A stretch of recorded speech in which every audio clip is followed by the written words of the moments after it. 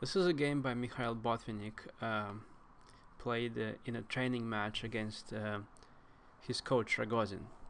This game shows how to properly handle the position with the isolated pawn from the white side. And Botvinnik was famous for showing different methods of playing in these positions for the side with the isolated pawn. And this game is one of the better examples of his play in this pawn structure. So the game started with d4, and then in the Queen's Gambit declined, Black played c5, and he then took on d5 with the knight, and this is the opening that's sometimes called the improved Tarrasch defense. And the idea is that Black himself avoids having the isolated pawn on d5 and takes with the knight on d5. Here White could play e4, but instead White plays e3 to strengthen the pawn on d4. And after the exchange, of course, he takes back with a pawn, so now he has this strong isolated pawn in the center. After Black continues development, White here has a choice. He can either put the bishop on d3 or on c4, and both are good. But in his games, Mikhail Botvinnik used to play bishop c4 more often. And after White almost finishes his development, Black has to decide what to do. Because of the pressure that White is putting on d5, it would be a mistake to play pawn to b6 immediately, which was played in the famous game which Botvinnik won against Alekhine. So in that game, Black played pawn to b6, and this weakened the c6 square.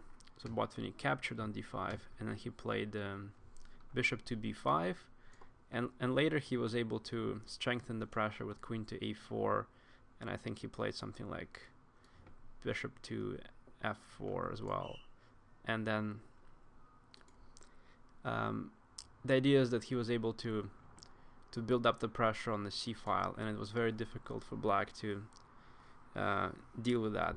He's slightly underdeveloped, his pieces are slightly uncoordinated, and in combination with the weaknesses of the squares on the c file, that was very difficult to deal with, and Botvinnik won a very famous game.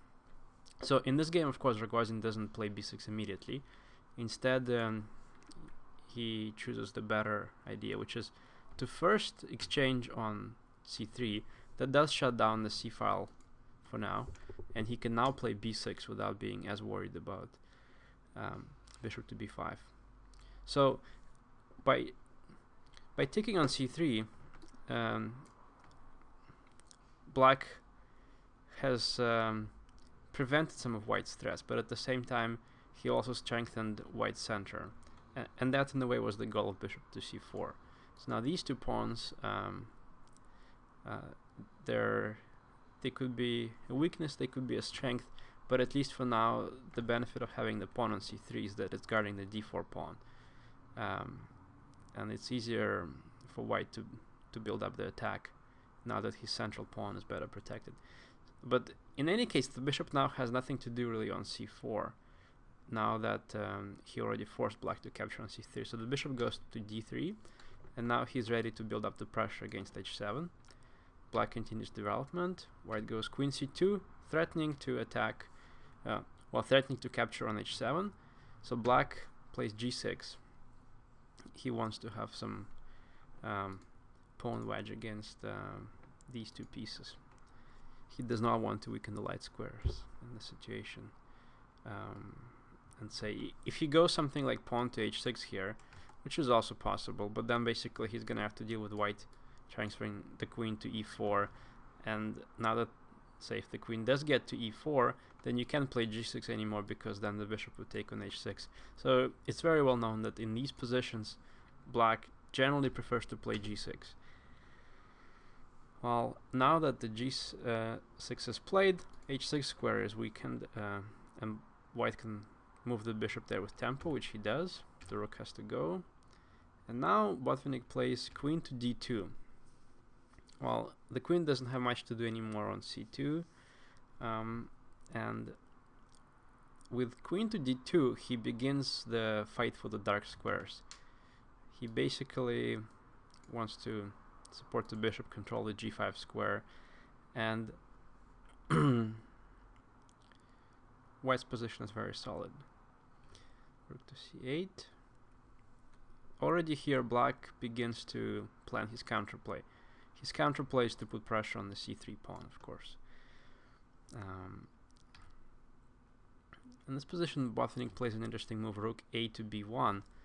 The idea is that if, say, Black ever goes something like queen to d5, then it can be met with rook to b5. In the game, bishop to f6 was played. And now White begins a very important part of his plan. He goes pawn to h4. And the idea is to advance the pawn to h5, most likely, and then to weaken the g6 square to make it possible to later sacrifice a piece there, either knight or bishop. It's dangerous to take. It's dangerous to take that pawn on h4 because, say, after bishop takes on h4, knight takes, and bishop to g5. Well, there's two issues. One issue is that the dark squares are very weak, and the second issue is that the queen is getting attacked very quickly. So say after queen to h5, then White goes rook to e4, and this is a threat, and a possible variation could go like this. Say h6. Now again, this is a threat. So say Black tries to prevent. Well, now rook here. Rook h3 is threatened. Knight e7. h3. And not only here White has won the pawn back, he's also inevitably going to give checkmate on h8. And say if Black stops it, then inevitably there's going to be checkmate. So very dangerous to take on h4 in this position. Instead, Ragozin goes queen to d6. A little bit ambitious because he really wants to transfer the queen possibly to a3, play something like knight to a5, and then put pressure on c3. That's one of his ideas. And it's a little bit too slow, as we'll see. His other idea was to possibly play pawn to e5. So Botvinnik stops this immediately with bishop to f4. Now if Black goes e5, then bishop g3, and this is a deadly pin. So instead Black goes queen to a3. White continues with his plan of weakening the g6 square, and so does Black. Now White of course could do something like rook to c1 and protect on c3, but then Black would continue with knight to c4, and just his play on the queen side would develop very naturally. So White has to carry on with his play. His play is to attack on the king side. And to do this, he wants to weaken the dark squares, and Botvinnik goes bishop e5 to trade off this dark squared bishop. Now, a lot of complications arise if Black decides to go pawn grabbing. So he could have played bishop takes and then knight takes, and here Botvinnik looks at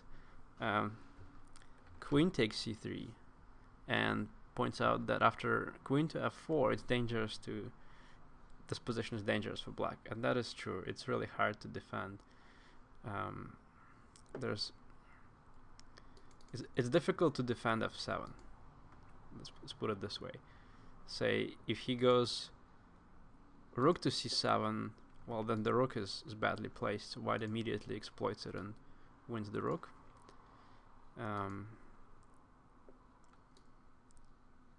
And the best defense is probably to play queen to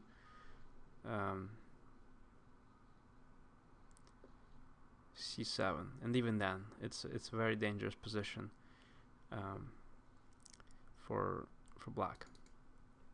Another try which Botvinnik does not consider here is rook takes c3, and this one is even more interesting because this puts more pressure on the bishop on d3,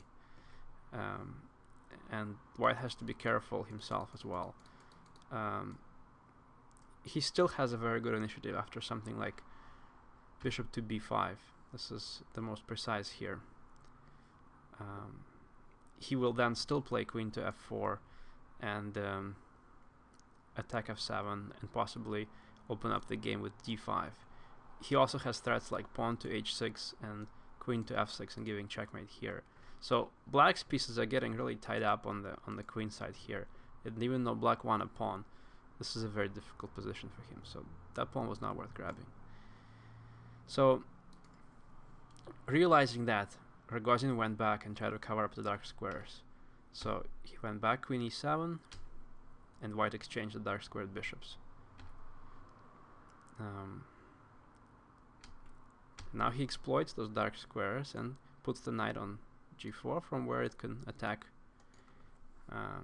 f6, h6. Now the queen has to serve the role that the bishop used to play, and that's not a very good square for the queen, of course. If you just compare the position of the two queens, of course, it's quite miserable for black. He can't play f6 because then white takes on g6. He cannot take on c3 because then, of course, the rook on d8 falls because the white queen is more active. So, in anticipation of the knight coming to f6, he goes king f8. Now the rook comes to b5, and Botvinnik here already is building up a very dangerous attack. His plan is to regroup the pieces, transfer the rook to g5, then transfer this rook over here and this rook to g3, and then to threaten different sacrifices, maybe on g6, maybe on e6. So he controls the dark squares really well, but it's really the light squares on which he's going to try to get to the black. It's the light squares that he will target, really. It's the black pawns on the light squares that he'll target.